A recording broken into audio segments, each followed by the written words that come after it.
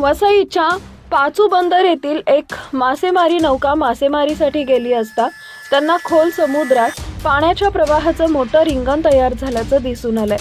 या घडलेल्या प्रकारानंतर यंत्रणा सजग झाल्यात, तर मच्छीमार बांधवांमध्ये भीतीचं वातावरण आहे। वसई पश्चिम येथील अर्नाळा, वसई, नायगाव, पाचू बंदर, किल्ला बंदर या भागातील मोठ्या संख्येनं कोळी बांधव मासेमारीचा व्यवसाय करतात। यासाठी मच्छीमार बांधव आपल्या बोटी खोल समुद्रात मासेमारीसाठी घेऊन जात असतात। नुकताच वसईच्या पाचू बंदर येथील बोट ओम नमः शिवाय ही कृष्णा मोरली खांड्या यांच्या मालकीची मच्छीमार नौका समुद्रात मासेमारीसाठी निघाली होती।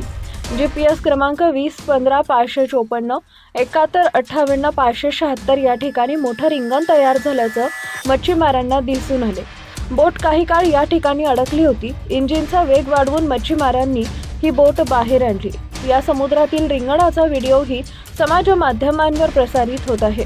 याची माहिती मत्स्य अधिकाऱ्यांना दिल्यानंतर याबाबत तटरक्षक दल व नौदलाला कळवण्यात आले असल्याचं त्यांनी सांगितलं आहे। समुद्रात तयार झालेलं रिंगण हे गेल्या आठवड्याभरापासून तसंच आहे। नेमकं रिंगण कशामुळे तयार झालं याबाबत प्रश्नही उपस्थित होत आहेत। एकीकडे पालघरच्या भागाला भूकंपाचे धक्के बसत असतात, त्यामुळे तर असे रिंगण तयार झाले नाही ना असा तर्क लावला जातो आहे। तर दुसरीकडे ONGCचे काही यंत्र त्या ठिकाणी आहे किंवा काय, अशा चर्चा मच्छीमार बांधवांमध्ये रंगल्या आहेत।